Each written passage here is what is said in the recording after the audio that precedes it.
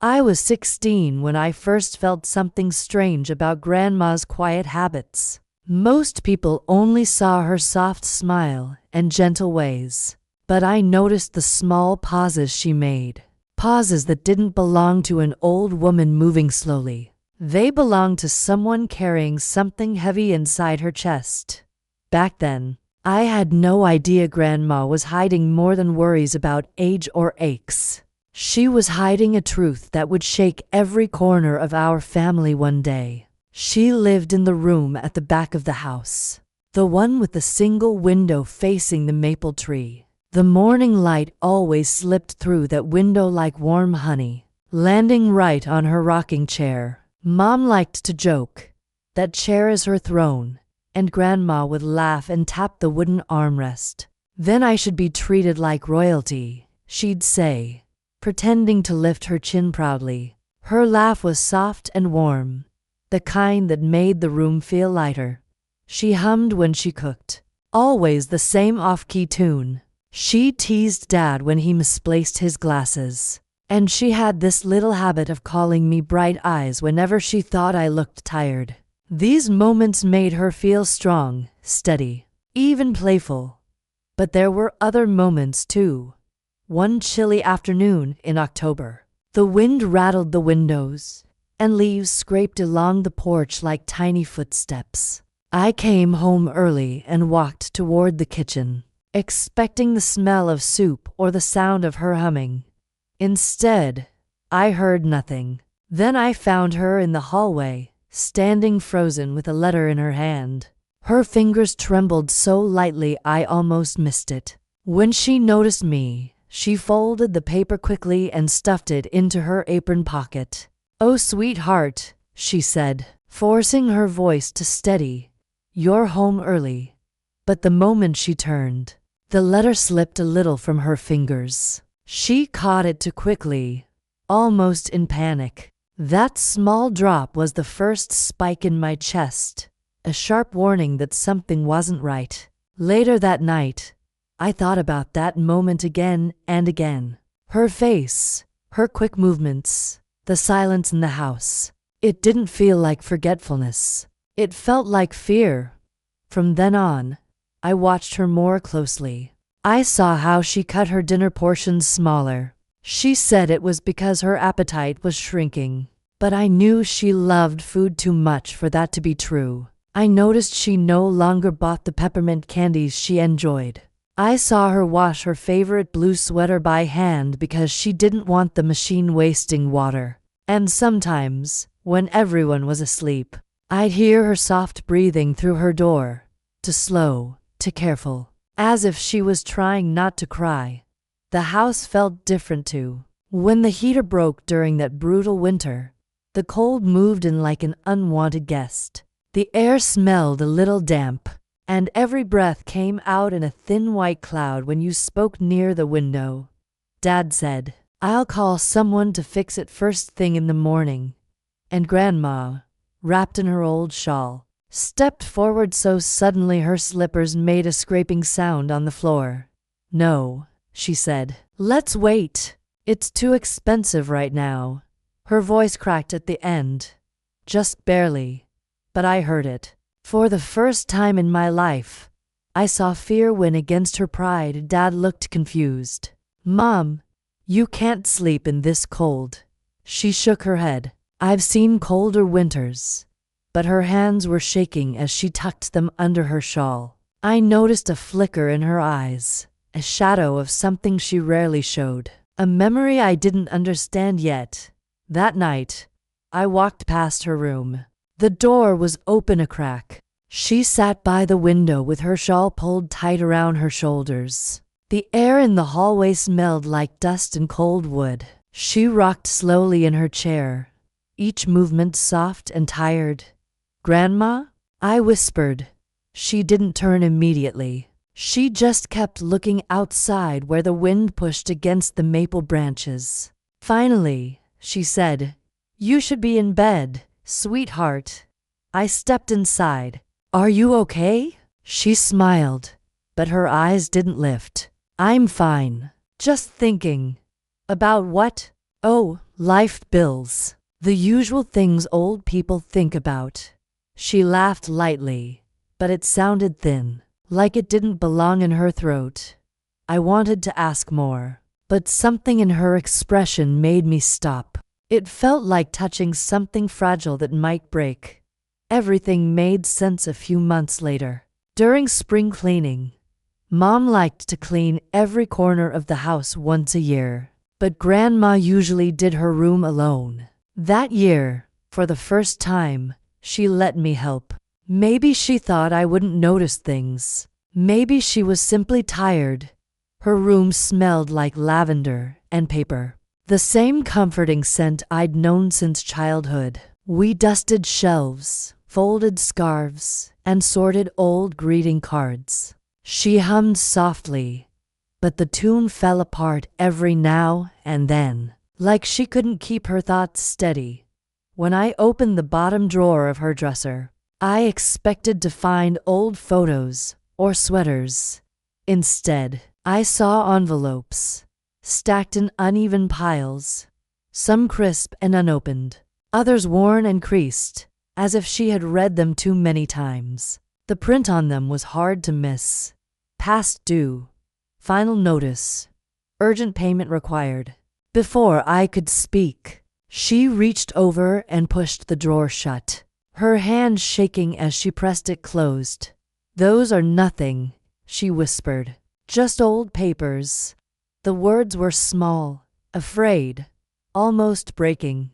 "Grandma," I said gently, "how long have you been getting these?" She walked to her bed and sat down slowly, lowering herself as if her bones were heavier than before. I sat beside her. The mattress dipped a little under our weight. She kept her eyes on her lap. "Your parents work so hard already," she said softly. "I don't want them worrying about me too." "Your family," I whispered. "You don't have to hide things." She shook her head, her throat tightening. "I don't want to be a burden." That word again, burden. I reached for her hand, and she let me hold it. Her fingers were cold. The room felt too quiet, like even the walls were listening.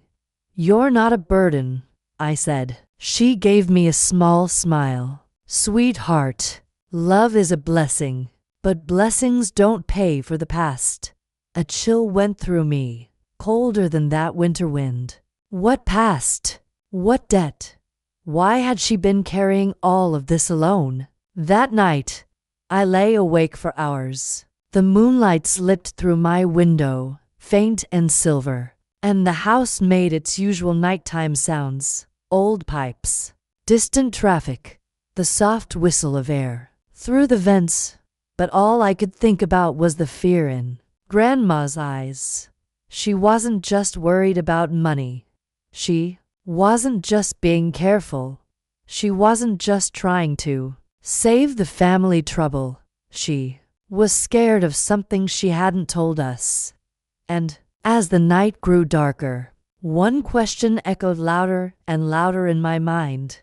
What frightened her more? The bills, or the secret behind them? I didn't know, but I was about to learn just how deep her silence went.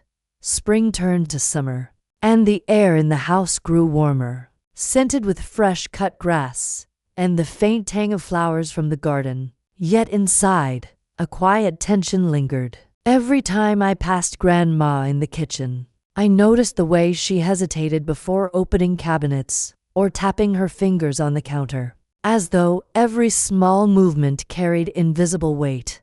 I couldn't stop thinking about those envelopes, the way her hands had shaken, the faint shadow I had glimpsed in her eyes. There was more to her story than she had ever told. It wasn't easy to live with that awareness. I tried to focus on homework, on school projects, on friends, but my thoughts kept drifting back to her. I started waking up a little earlier, just to peek into her room and see if she was all right. Some mornings, she would be sitting in her rocking chair, drinking tea, humming the same quiet tune she had always hummed. But there were days when she would simply stare out the window, motionless, her shawl wrapped tighter around her, and I would feel the weight of her silence pressing down the hallway. One afternoon, she invited me to sit beside her on the porch. The warm sun fell across the wooden floorboards, and I could hear the soft chirping of birds in the garden. The smell of blooming roses mixed with the faint scent of her lavender lotion. It was quiet, peaceful, but beneath it all, I sensed an unspoken urgency. "You've been watching me," she said softly, without looking at me. I hesitated. I want to know if you're okay." She sighed, a long, heavy sound, like wind moving through dry leaves. "Sweetheart, there are things you're not ready to understand, but I want to," I whispered. Her lips curved into a faint, tired smile. "I know you do. That's why you'll notice the little things." I watched her carefully. The soft wrinkles around her eyes deepened as she frowned slightly, and I thought I saw her lips tremble for a moment, not from cold, but from memory, or fear, or both. There was something in the way she looked at the sky that told me she carried secrets, older than I could imagine. That evening, dinner was quiet. Mom and Dad were talking about work, their voices blending with the clinking of silverware and the faint hum of the refrigerator. I noticed Grandma took her usual small portion, but instead of the typical careful bite, she paused mid-chew and closed her eyes for a moment. I held my breath. It was like she had just swallowed something far heavier than food. Later that night, I couldn't sleep. I tiptoed down the hallway, drawn to the soft light spilling from her room. I peeked inside and saw her sitting on the bed, letters spread on the floor like fallen leaves. She was reading one, her hand pressed against her chest, as though holding herself together. The air smelled faintly of paper and lavender, but beneath it lingered something heavier. Worry, fear, the kind of quiet despair that seeps into bones. I knocked softly. "Grandma." She jumped slightly, and for a moment her composure cracked. "Oh, it's you," she said, trying to steady her voice. "I didn't hear you." I stepped in slowly, careful not to startle her. "Do you want me to help?" She shook her head. "No, this is something I must face alone." Her eyes met mine, and I saw a flicker of something I had never seen before. Regret, maybe, or sorrow, or a shadow from a life she had never shared. I nodded quietly. "I'll be right here if you need me." She smiled faintly, and I left her room, my heart heavy. Over the next few weeks, I noticed small patterns emerging.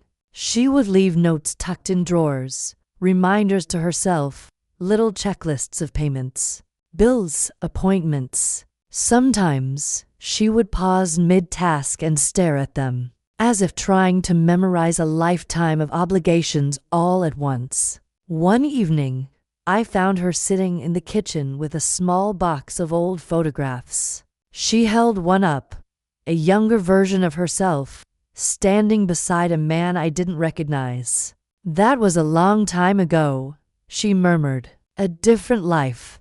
I wanted to ask about him, about the story behind the picture, but I hesitated. There was a quiet dignity in the way she spoke, a pause in her voice that suggested some memories were too heavy to share freely. I left her to her thoughts, feeling both closer to her and more distant at the same time. Then came the day of the micro-dash crisis. It was a Saturday morning. The sun shone bright, but the kitchen felt cold, almost empty. I heard a rustling sound and discovered Grandma sitting on the floor, papers scattered around her, a pen dangling from her fingers. She had dropped a few bills in her rush to organize them, and they fluttered like trapped birds on the tile. For a brief moment, she looked utterly defeated. I rushed to help her gather them. "Grandma, it's okay. We can figure this out together."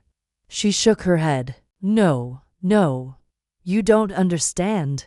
These are my responsibilities. My mistakes, my debts. Her voice cracked slightly, and I felt a pang in my chest. For the first time, I understood the depth of her fear. It wasn't pride. It wasn't stubbornness. It was a lifetime of carrying burdens alone. I stayed by her side, holding the papers in my hands. "You're not alone, Grandma," I said gently. "We're family. We take care of each other." She looked at me then, really looked, and I caught a glimpse of the woman she used to be. Not just the quiet grandmother I knew, but a young woman who had lived through hardships, faced losses, and somehow survived. A spark of that strength lingered in her eyes, faint but unyielding. "Sweetheart," she whispered under her breath, almost to herself, "I hope I can do right by everyone." I didn't answer, because I understood. It wasn't about the bills. It wasn't about what anyone could see. It was about her dignity, her need to carry her own weight until she could finally let go. Over the next few days, I began to watch more closely, noticing tiny victories. She would fold the letters neatly after reading them, place coins on the table carefully to pay small debts, and sometimes she even laughed softly at a memory, as though a small light was piercing the long shadows she had carried. The house felt a little warmer, not because of the heater, which remained unreliable, but because she allowed herself small moments of release. One evening, while sorting through an old jewelry box, she handed me a delicate locket. Inside was a faded photograph of a young child, a boy with bright eyes and an impish grin. "He reminds me," she said quietly, "that life is more than what we owe or pay. Sometimes it's about the love we leave behind." I held the locket gently. "Who is he?" I asked, careful not to press. She smiled faintly, but her eyes drifted somewhere far away. "Someone very dear, someone I lost long ago, but his memory, it keeps me moving." That night, I lay in bed, staring at the ceiling. For the first time, I realized how much courage Grandma had shown, not in grand gestures, but in small, silent acts of endurance. She had faced fear, loss, and uncertainty every day, carrying it quietly, without complaint, without asking for recognition. And yet, she smiled, laughed, and even teased us, because she had learned that life's dignity doesn't come from being perfect, but from keeping your heart open despite everything. I didn't understand all of her past yet. There were hints, shadows in her stories, glimpses in her eyes, tiny fragments that told me there was more than this quiet fear. But I felt closer to her than ever before. I understood, at least, that her courage wasn't loud. It was subtle, persistent, and luminous in its own way. And I promised myself that I would pay attention, that I would carry some of her strength with me, that I would be the one to help her face the fears she had carried alone for so long. As I drifted to sleep that night, I thought about her words, about the locket, about the shadows of her past, and one thought settled deep in my heart. This story of Grandma, her fears, her resilience, her quiet bravery, was just beginning to reveal itself, and I wanted to witness every part of it. Autumn arrived slowly, turning the trees outside our windows into streaks of gold and amber. The air carried a crispness that made the house feel colder than it actually was. Yet there was a quiet beauty in it. I found myself spending more time with Grandma, sitting beside her on the porch or following her into the kitchen, just to watch her move through her day. The house smelled of cinnamon and wood smoke from the fireplace, mixed with her ever-present lavender. Comforting, yes, but also a reminder of her fragility. One Saturday morning, I walked into the living room to find her bent over an old wooden trunk she had brought down from the attic. Dust floated in the sunlight like tiny golden specks. I could hear the soft creak of the floorboards as she shifted. Her hands trembled slightly as she lifted the lid, revealing stacks of letters, photographs, and small trinkets wrapped in yellowed tissue. "What's all this, Grandma?" I asked softly. She didn't answer at first. She just ran her fingers over the items, tracing the edges with care. Her eyes, usually steady, seemed distant, peering into a memory both vivid and painful. Finally, she whispered, "These are pieces of a life I haven't shared. Some are too heavy, some too personal. One day, you might understand why I kept them." I nodded, feeling the weight of her words. There was sorrow in her voice, but also pride and something else I couldn't name. I wanted to ask more, to uncover every story, but I hesitated. The timing wasn't right. In the weeks that followed, I noticed subtle patterns. She moved through her daily routines with deliberate care, almost ritualistic. Folded clothes, ranged kitchen items, managed bills. Yet beneath that calm exterior, I could see strain. She sometimes stared off into space, her lips trembling ever so slightly. One evening, as the sun dipped low, painting the sky in shades of orange and purple, I found her sitting on the living room floor, surrounded by papers and envelopes. The soft ticking of the old clock was the only sound, broken occasionally by the faint scratching of her pen. She looked exhausted, her shawl wrapped tightly around her shoulders, but her eyes held a determination I hadn't seen before. "Grandma," I said gently, kneeling beside her, "do you want me to help?" She shook her head slowly. "No, sweetheart, this is my responsibility. But I appreciate you being here." I stayed quiet, holding her hand for a moment. I realized then that she had been carrying burdens far heavier than I could have imagined. Not just bills or small worries, shadows from the past, secrets, perhaps even regrets she hadn't shared. That night, I couldn't sleep. I wandered through the house, passing quiet rooms where shadows danced in the soft glow of the lamps. I found her in her bedroom, sitting in the rocking chair by the window, gazing at the darkened garden. The scent of lavender mixed with the faint smokiness from the fireplace. "Grandma?" I whispered. She turned slowly, her eyes reflecting the dim light. "Yes, darling. Do you ever regret anything?" I asked hesitantly. She paused, her hands tightening around the shawl. "Regret, perhaps. But regret is like a shadow. It follows you. Yes, but reminds you of what you survived." Her words hit me deeply. I realized her life had been full of shadows, moments of fear, loss, and sacrifice, yet she had carried them quietly. A week later, the micro-crisis happened. It was late morning, sunlight streaming through the kitchen window. Grandma had been sorting letters when she suddenly froze. Her hands trembled, and her breath quickened. I rushed to her side. "Grandma, what is it?" She shook her head, eyes wide.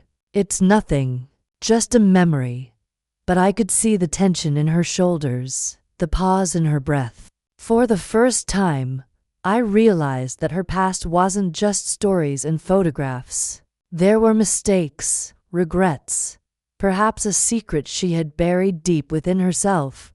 That evening, by the fireplace, I tried to comfort her. "You don't have to carry it all alone," I whispered. "We faced things together." She looked at me, really looked, and I saw a flicker of vulnerability in her eyes, fleeting, subtle, but unmistakable. Beneath her quiet strength, she was human, capable of fear, doubt, but also immense resilience. Over the following weeks, she began sharing fragments of her past, little stories of childhood, of lost friends, small joys, and heartbreaks endured silently. Each snippet revealed more of the woman behind the calm exterior. One rainy afternoon, I found her staring at an old photograph. The rain tapped lightly against the window pane, the room smelling faintly of damp wood and tea. In the photo, a young woman stood beside a man I didn't recognize, eyes bright with life. "That was a long time ago," she murmured.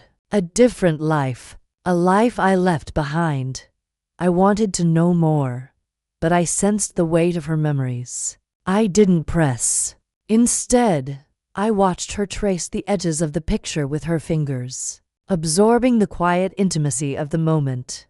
I noticed small changes in her after that day. She smiled more easily at memories, allowed herself a quiet laugh, and occasionally paused to savor a moment without rushing. Even in simple tasks, counting coins, folding letters, walking to the mailbox, she moved with a quiet dignity that was both powerful and fragile. And I understood finally, her strength wasn't in grand gestures. It was in the everyday courage, the small acts of endurance that allowed her to survive, to love, and to face each day with grace despite the shadows she carried. That night, as I lay in bed listening to the rain, I realized her story wasn't about fear or struggle alone. It was about survival, about love, about quiet bravery that shaped everyone around her. And I promised myself I would honor it, carry her strength, and help her face the shadows still lingering in her past. Because this story, her story, was far from over.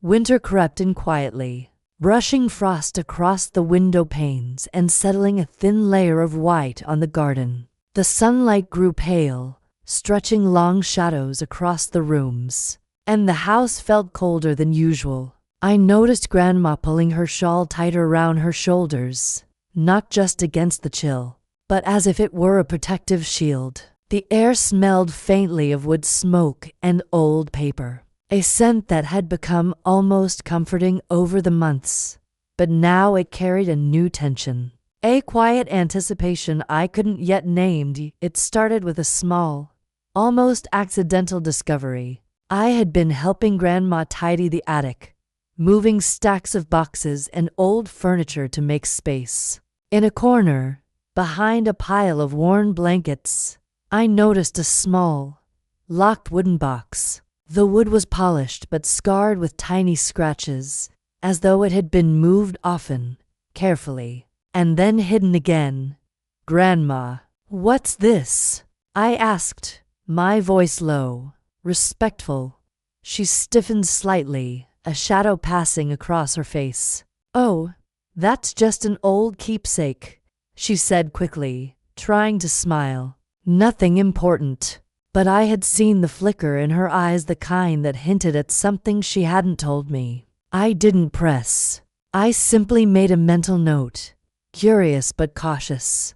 A few days later, curiosity got the better of me. I asked again, gently, when we were sitting by the fireplace, the wind rattling against the windows. "Grandma, I can't stop thinking about that little box. Can we look at it together?" She hesitated, fingers fidgeting with the edge of her shawl. It's from a long time ago," she whispered. "Things I hoped would stay buried. But maybe it's time." Her voice was calm, but I sensed the tremor beneath it. We carried the box down to the living room, and she sat carefully on the sofa, hands resting on top, as though she were bracing herself. "Inside," she said slowly, "are things that explain some of the choices I've made. Things I didn't want to burden anyone with. But I want you to see, to understand." I nodded, my heart pounding. I had seen her strength, her quiet courage, her resilience, but now, for the first time, I felt the weight of her past pressing into the present. She unlocked the box with a small brass key and lifted the lid. Inside were letters, receipts, photographs, and a few small, folded documents. The handwriting on the letters was familiar, hers, but older, shakier, almost hesitant.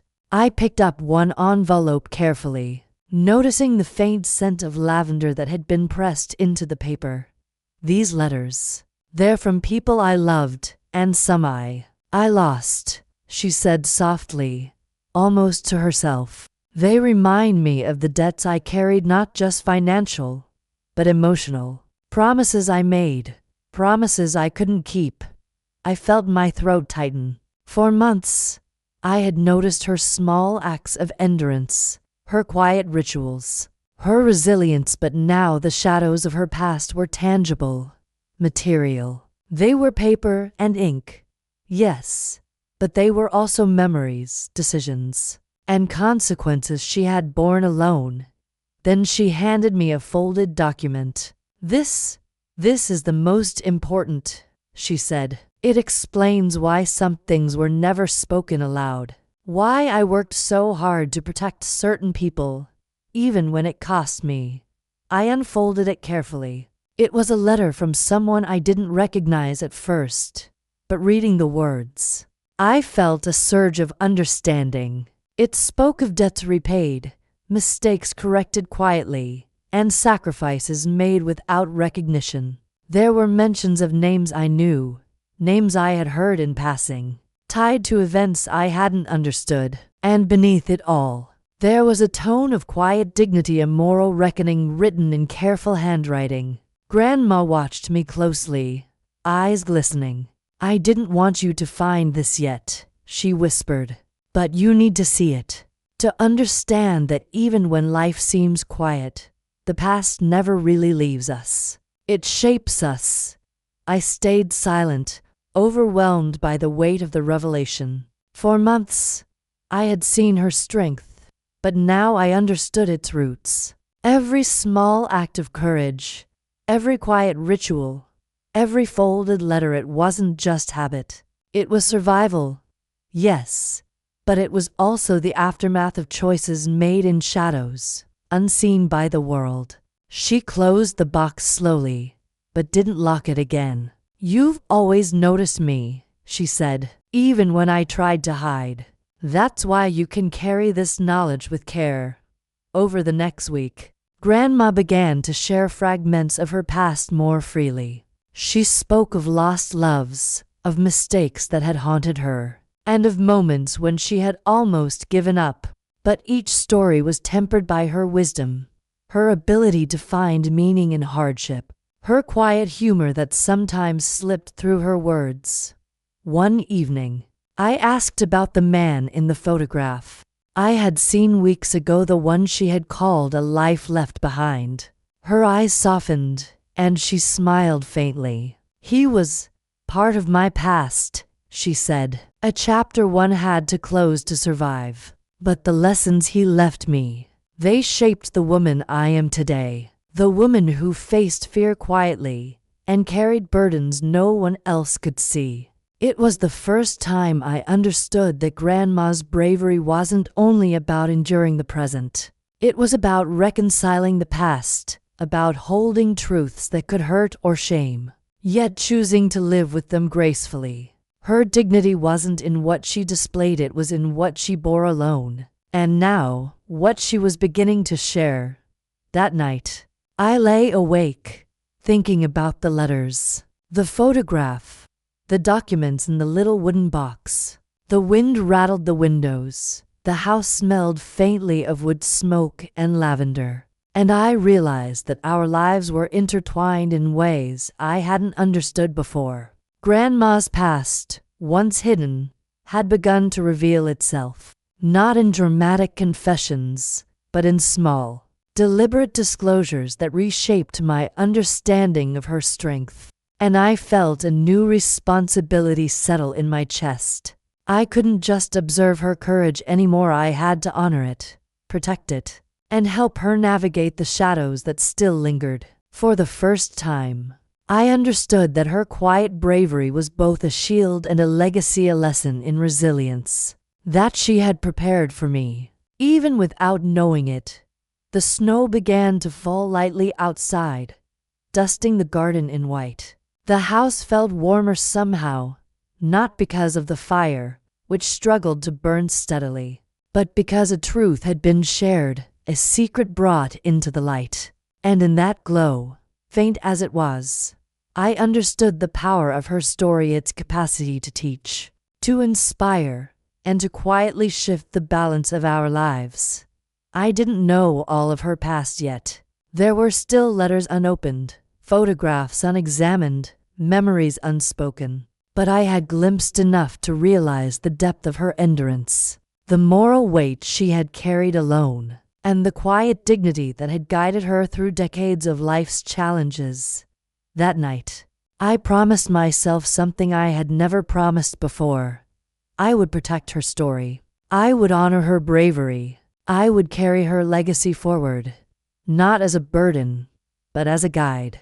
Because this story, her story, had reached a pivotal moment, a midpoint where shadows met light, and understanding began to reshape everything. And I knew that soon there would be moments that demanded action, moments that would test the courage I had witnessed for so long, and moments that would define the resolution of her story. But for now, in the quiet of the snow-falling night, I simply sat by her side, holding her hand, letting the weight of her truth sink gently into both of our hearts. Winter deepened, blanketing the garden in thick snow, and the house seemed quieter than ever. The cold seeped through the walls, making Grandma's shawl wrap tighter around her frail shoulders. But it didn't diminish her resolve. In the days following the discovery of the letters and documents, I noticed a subtle change in her. She moved with a calm precision, almost ceremonial, as if every act, no matter how small, carried a purpose. She began organizing the papers from the little wooden box in a methodical way. Some letters went back in envelopes. Others were sorted into neat piles labeled with pencil. Family, old friends, regrets, lessons. I watched silently, sitting nearby, trying not to disturb her rhythm. It was clear she was creating order from chaos, not just with the papers, but with her memories, her regrets, and the shadows that had followed her for decades. One afternoon, she pulled out a small notebook, its leather cover worn smooth from years of handling. Inside, she had written names, dates, and brief notes, accounts of decisions she had made, promises she had kept, debts she had quietly repaid. I could see the care in her handwriting, the meticulous effort to capture everything precisely, as though recording the past might somehow protect the present. "Grandma," I asked softly, "why are you doing all this?" She paused, eyes distant, lips pressing together. "Because, darling," she said finally, "the past can either weigh you down or guide you. I'm choosing guidance." Over the following days, I began to see the full scope of her quiet plan. She wasn't rushing or making dramatic moves. She was taking steps to ensure her life, her possessions, and the truth she carried would remain intact. She made phone calls to old acquaintances, quietly confirming small details, correcting misunderstandings, and closing loose ends. Every call was deliberate, measured, calm, never angry, never frantic, just purposeful. One evening, I found her in the kitchen, pen in hand, going through a stack of bills. The wind rattled against the windows, and the soft hum of the heater filled the room. She sighed softly, but there was a spark in her eyes I hadn't seen before. For the first time, she said quietly, "I feel like I'm reclaiming control." I watched her work, amazed at her determination. There was no grand confrontation, no shouting, no drama, just small, steady acts of agency. She reminded me that strength didn't always announce itself. Sometimes it whispered in quiet persistence. She also began to subtly test boundaries with those around her. When a distant relative hinted at visiting unexpectedly, she smiled politely but declined, saying she had arrangements to make. When a neighbor offered unsolicited advice on her finances, She nodded graciously but reminded them gently that she had everything under control. Each interaction was calm but firm, a quiet assertion of independence that carried weight precisely because it was so understated. One snowy morning, she asked me to help her with something. We sat at the dining table, papers spread out before us, while the snow fell in soft, endless flakes outside. "I need you to check these," she said, her voice steady. "Make sure everything is correct. Dates, names, details matter. A small mistake could unravel years of careful planning." We worked together for hours, verifying accounts, confirming letters, cross-checking names. The task was tedious, but I could see the purpose behind it. This wasn't just about paperwork, it was a careful choreography of truth, memory, and dignity. Grandma was quietly ensuring that nothing from her past would catch her off guard again. That evening, I watched her sit by the window with a cup of tea. Steam rose slowly, curling into the dim light. She gazed at the garden, her shawl snug around her, and I could see the satisfaction in the set of her shoulders. She had taken small, deliberate steps to secure her life, to honor her past, and to face the present on her terms. "You're incredible, Grandma," I said softly. She looked at me, a small smile breaking through her usual calm. "Not incredible, darling. Careful, persistent, and willing to act quietly when it matters." In the following days, I noticed subtle signs of her continued preparation. She filed old receipts, organized important documents into labeled folders, and occasionally paused to read a letter aloud, as if reinforcing her memory of what had happened. Each action was small, deliberate, dignified. It was strategy without spectacle, resolve without drama. One afternoon, while we were sorting photographs, she suddenly held one up, a family portrait from decades ago. Her eyes lingered on the faces, her lips pressing together in thought. "Do you see this?" she asked, pointing to a figure in the background. "Life leaves traces. Even when people move on, even when memories fade, the past has a way of speaking to you. You have to listen carefully and respond wisely." It was a subtle lesson, wrapped in a quiet observation. I nodded, understanding more fully than ever that her actions, now her careful planning, her preparation, were rooted in a lifetime of listening to life's whispers, reading its shadows, and acting with dignity. She also began mentoring me in small ways. While sorting letters or checking accounts, she would pause to explain why she made certain decisions, the importance of foresight, and the value of patience. "Life isn't about rushing," she said. "It's about noticing, understanding, and moving when the moment is right." By the time winter deepened, I could see the fruits of her quiet strategy. The house was orderly, the documents organized, and her mind seemed lighter. She moved with a calm confidence, no longer burdened by the uncertainty that had weighed her down for so long. There was still sorrow in her eyes at times, and traces of old regret. But there was also a newfound serenity and inner peace earned through careful, deliberate action. One evening, as we sat together by the fire, she handed me a small envelope. "This is for you," she said. "One day, you might need to understand the weight of decisions, the value of quiet courage, and the importance of dignity. Keep it safe, and remember, strength often comes in whispers."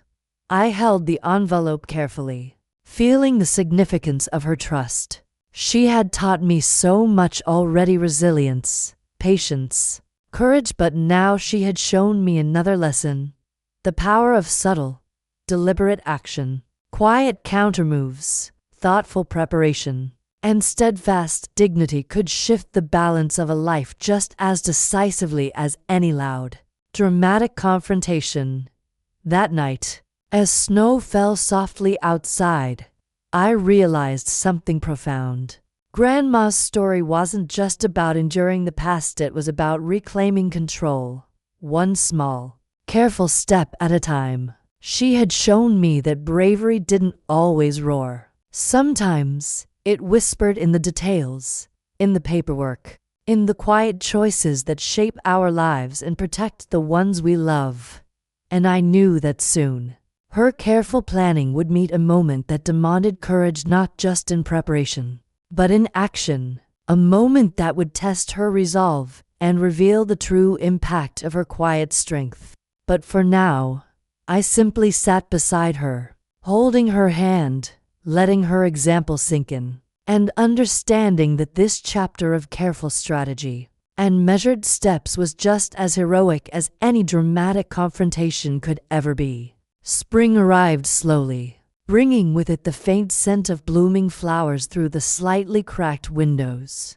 The snow had melted, leaving soft patches of green grass and the occasional puddle that reflected the pale sunlight. The house seemed lighter now, as if the weight of winter and some of Grandma's hidden burdens had lifted.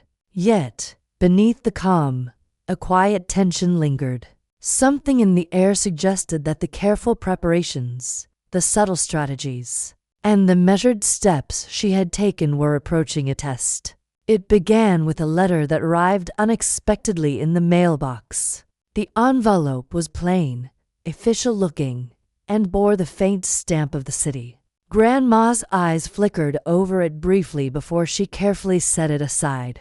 I noticed the slight tightening of her jaw and the delicate tremor in her fingers, small signs, but unmistakable, that the past she had worked so hard to organize had returned to demand attention.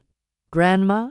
I asked, gently, as she poured tea in the kitchen. "Is it serious?" She shook her head slightly, but there was a glimmer in her eyes that suggested resolve rather than fear. "It's a challenge," she said quietly, "but nothing I haven't prepared for."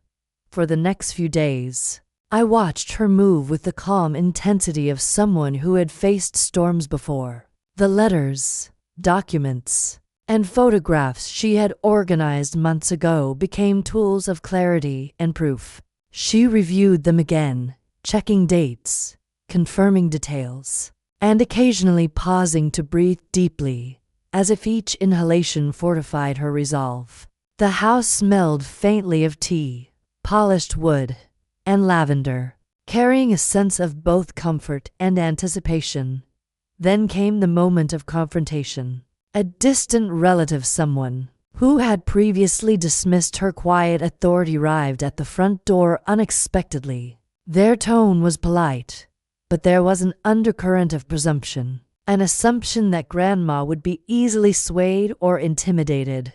"Grandma," they said, smiling, "I thought we could settle some matters regarding the house and your affairs. I know you've been busy." She rose slowly, shawl draped carefully over her shoulders, and invited them in with a calm, deliberate grace. There was no anger, no accusation, just an unwavering poise that immediately shifted the energy in the room. "Please, sit," she said softly. "I've prepared everything we need to discuss. Let's review it together."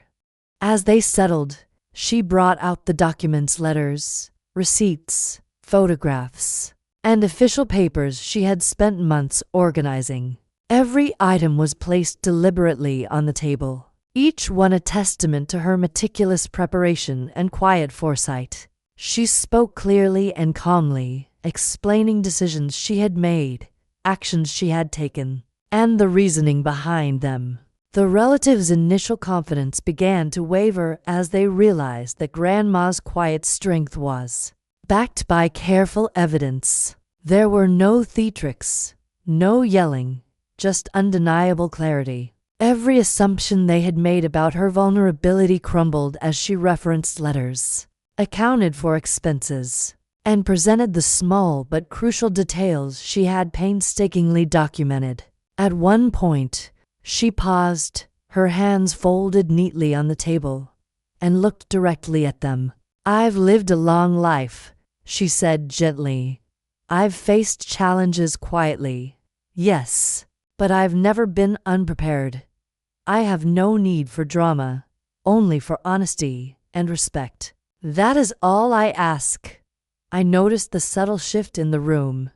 The relative, who had come with a sense of entitlement, now sat back, speechless, forced to acknowledge the dignity and power Grandma carried in her quiet demeanor. There was a moment, a suspended pause where the air itself seemed to hold its breath. Then, slowly, they nodded.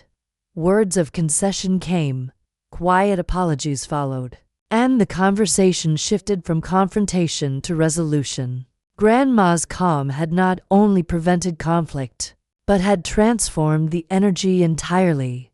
She had faced a potential storm with composure, using the tools of preparation, patience, and dignity she had cultivated over months. After they left, the house felt lighter, warmer, almost glowing in the afternoon sunlight. Grandma sat in her favorite chair by the window, gazing out at the garden. Her hands rested on the armrests, relaxed but purposeful, and a faint smile played on her lips. You did it, I whispered, kneeling beside her. She shook her head softly, a mix of humility and quiet triumph in her eyes. We did it, she corrected me gently. Every small step, every careful action, it all mattered.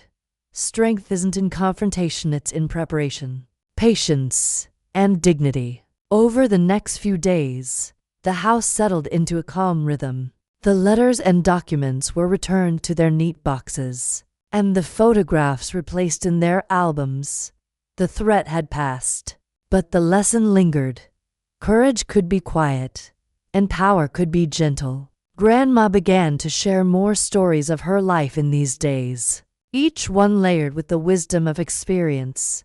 She spoke of challenges faced long ago, decisions made in solitude, and moments when she had chosen dignity over drama.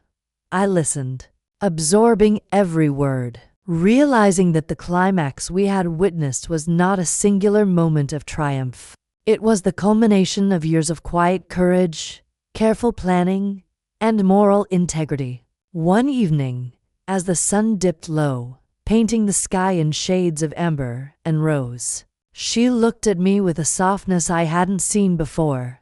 Darling, she said, life will always present challenges, but how we meet them, that is what defines us. Always with dignity, always with care. That is the legacy we leave. I nodded, feeling the depth of her words. I understood now that her life had been a series of small, deliberate choices, each one building toward moments like this.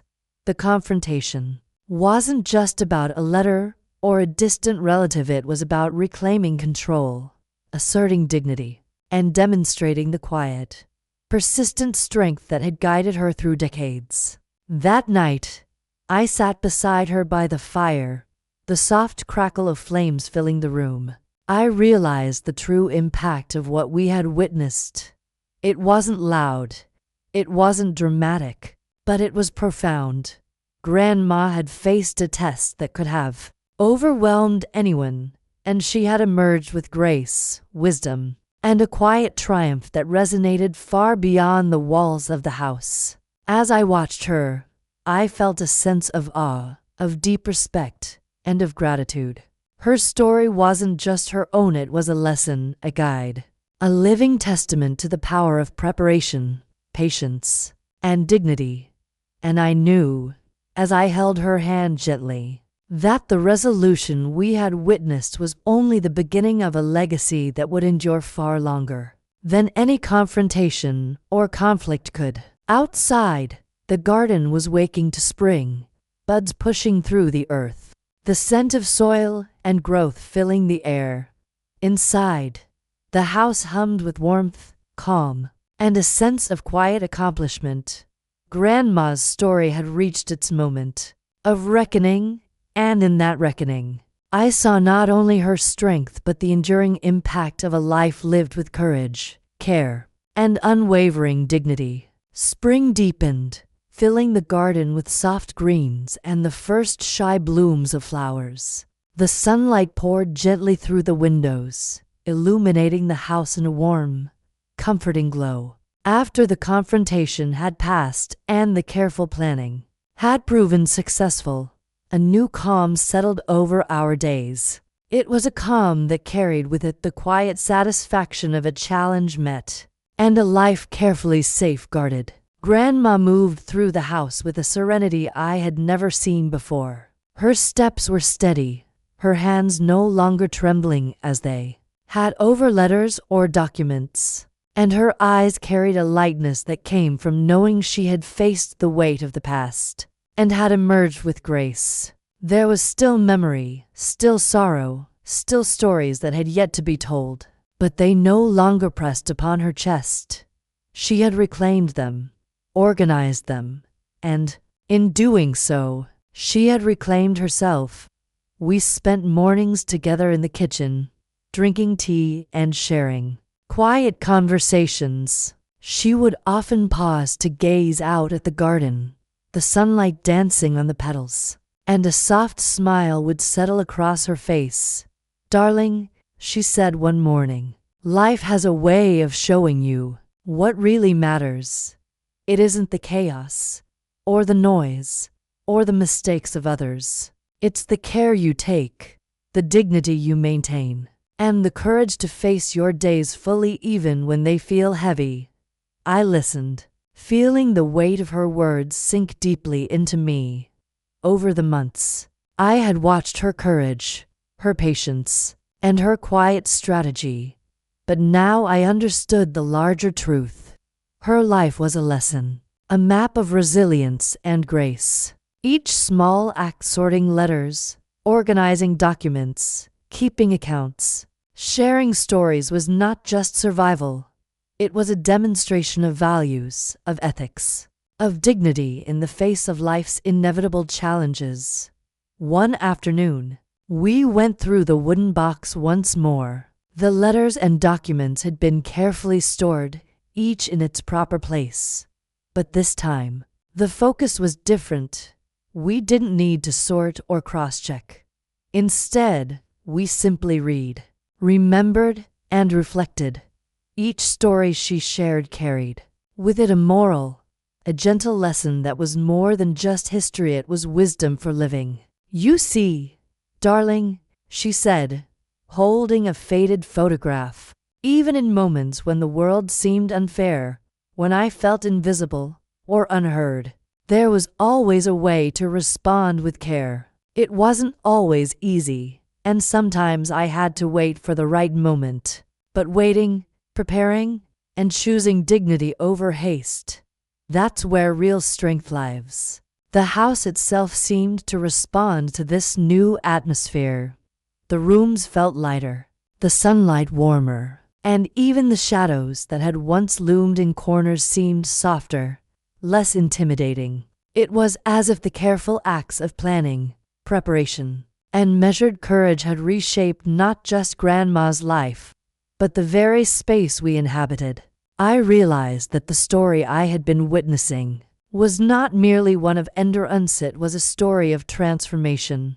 Grandma had taken the trials of her life and turned them into a quiet, living testament of resilience. She had faced fear and uncertainty with deliberate steps, ensuring that no one could undermine her dignity, her choices, or her legacy. And, in doing so, she had created a framework not just for survival, but for a life imbued with meaning and quiet triumph. One evening, as the sun began to set and painted the sky in shades of amber and gold, Grandma and I sat together in the living room, hands intertwined.